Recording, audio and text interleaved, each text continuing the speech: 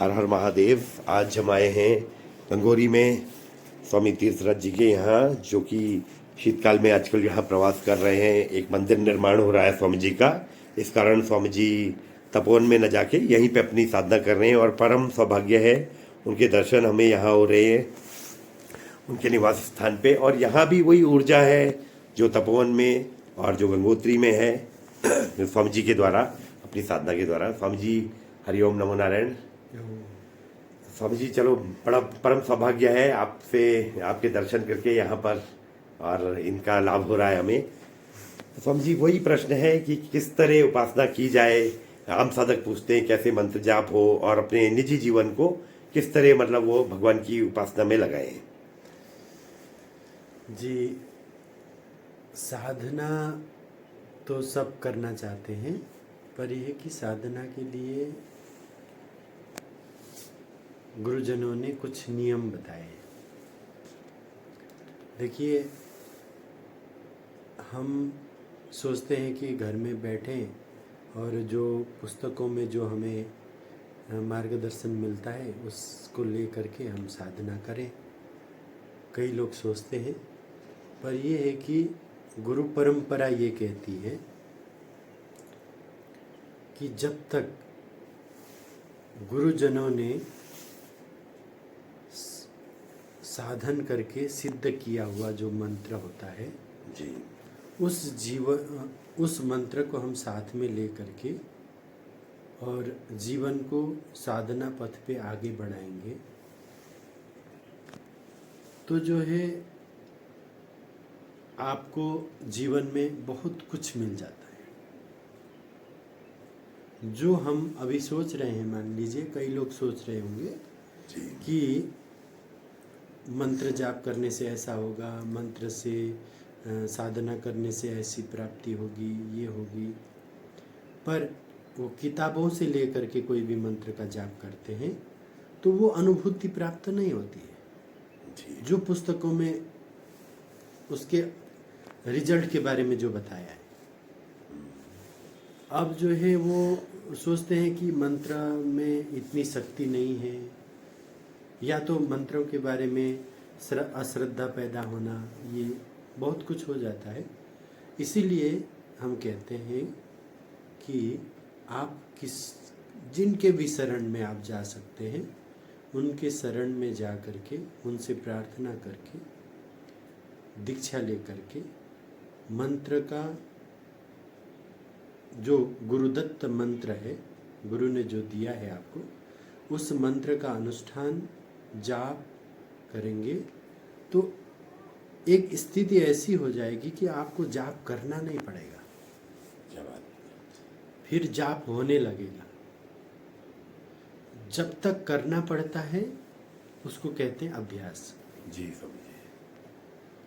जब मंत्र अपने आप चलने लगता है उसको कहते हैं साधना। अब हम लोग जो है अभ्यास को ही साधना समझते हैं। जी, अभ्यास अभ्यास ही है।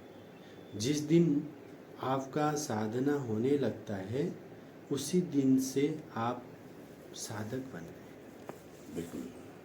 जब तक अभ्यास कर रहे हैं एक विद्यार्थी ही रहेंगे। पर यह है कि गुरु के सानिध्य में जाकर के गुरु से जब तक मंत्र नहीं लेंगे तब तक आप पहले तो उस मंत्र को सिद्ध करेंगे, उसके बाद आप उसका अनुष्ठान करेंगे, तब जा करके आपका मंत्र अपने आप चलने लगेगा। या तो किसी का सिद्ध किया हुआ मंत्र को लेकर के आप आराधना करिए, जिससे आपका जीवन सफल हो जाएगा। और जो है संसार की जो कष्ट है, संसार में जो ऊपर नीचे होता रहता है, कष्ट आता रहता है, उसको समझ में भी आएगा, उसको जीने का ढंग समझ में आ जाएगा। जी सर, सबसे बड़ी बात ये है कि संसार में लोग जो है क्या है कि उनको जो साधक होते हैं उनको दुख कष्ट नहीं आता ऐसा नहीं है, जी उनको आता है, पर ये है कि उनको सामान्य समझते हैं, जिसके कारण उनके दिमाग में कोई बोझ नहीं रहता है। जी जो असाधक होते हैं, जिन्होंने साधना नहीं किया, जीवन को समझा नहीं, उनको जो है वो दुख कष्ट बहुत बड़ा बोझा लगता है, जी बिल्कुल। जिसके कारण डिप्रेशन आदि में चले जाते हैं। पर ये है कि ये संसार की वस्तु को प्राप्त करने का बहुत बड़ा चीज़ जिसने माना है, उसके लिए तो हम नहीं कह सकते, पर जिन्होंने जीवन को समझा है, परमात्मा को समझने का प्रयास कर रहे हैं, वो यदि गुरुजनों की सानिध्य में आकर के ऐसे इस प्रकार से मंत्र का अनुष्ठान करेंगे, तो उनको जो है जीवन में कितना भी बड़ा कष्ट आ जाए, उनको सामान्य से सामान्य महसूस होगा, जी जिस महसूस के कारण उनका जीवन अत्यंत सरल और अत्यंत पवित्र हो जाएगा। ऐसा ही आप लोग जो है साधन जी करिए और किसी के सानिध्य में जाइए, जीवन को सफल बनाइए। यही पर स्वामी जी, अब वो सानिध्य में जाके अब ये पता कैसे चलेगा कि ये योग्य गुरु है, इन्हीं गुरु के पास जाके हमें मंत्र लेना है? और कुछ लोग तो कहते हैं कि ये पूर्व जन्म का एक लिंक लगा रहता है, हमारे गुरु कौन होंगे, तो ये पूर्व जन्म से ही निर्धारित रहता है, और फिर इस तरह। देखिए, ये पैमाना तो आपके पास नहीं हो सकता है, जी। कौन सही है और कौन गलत किस है। मार्ग में जाए, फिर ये भी कंफ्यूजन है कि भाई वैष्णव वाले पे जाए, शिव वाले पे जाए या शक्ति वाले पे, तो ये किस तरह से होना चाहिए? देखिए, जी स्वामी जी। आपकी अभिरुचि जिसमें है, जिसको आपका अंतरात्मा कहता है कि हमें यहाँ जाना चाहिए, हाँ। वहाँ जाइए, और वहाँ जाने के बाद में जो है आपको, आपके पास वो थर्मामीटर ही नहीं है, जी बिल्कुल स्वामी जी। आप उनको पहचान सके, तो आप किस विधि से उनको पहचानेंगे? पहचानने की तरफ जाना ही नहीं। देखिए, किसी ने भी कुछ भी बताया हो, जी यदि आपका उनके प्रति अत्यंत निष्ठा है, जी तो आपका जो है वो श्रद्धा, विश्वास और समर्पण ही आपको उस तत्व तक पहुंचा लेगा। क्योंकि परमात्मा तो ईशावास्य मृदंगम सर्वम, सब जगह है। बिल्कुल स्वामी जी।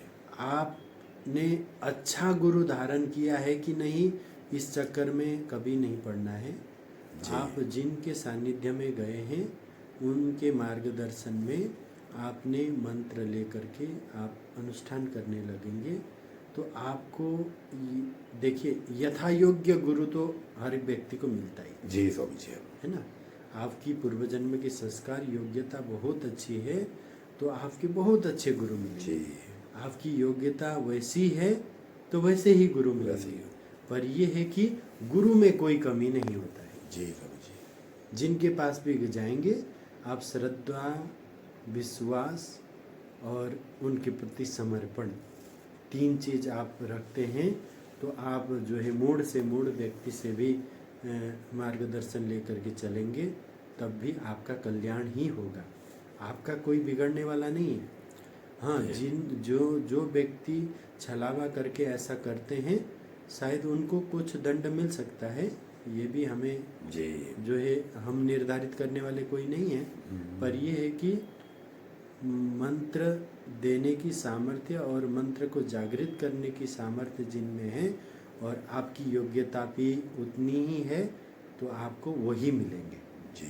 जिनके पास आपको जाना है, आपको कहीं से भी आपका मन जा करके वहीं टिकेगा, उन्हीं में विश्वास टिकेगी, उन्हीं में श्रद्धा टिकेगी, और उन्हीं से आपका जीवन सफल होगा। जी धन्यवाद स्वामी जी।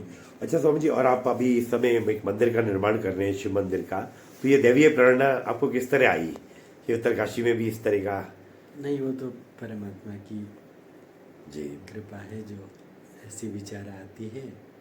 ऐसा रुद्राभिषेक कर रहा था तो मन में आया कि नहीं, महादेव का भी स्थान होना चाहिए। जी तो जो है कुटिया बना रहे थे, तो उससे पहले स्थान बनाने लगे महादेव का। धन्यवाद स्वामी जी।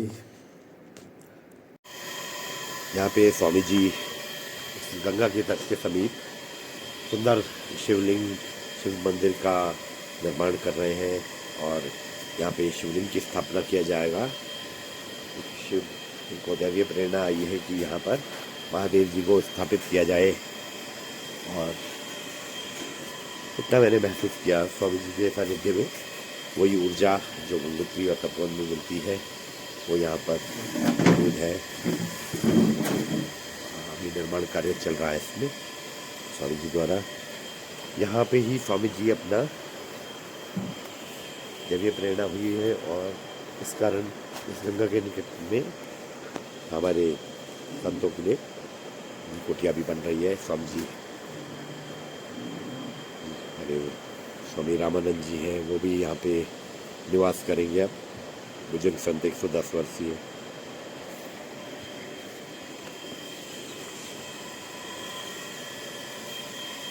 कुटिया भी बन रहा है और साथ में यहाँ पे शिव मंदिर भी बनेगा।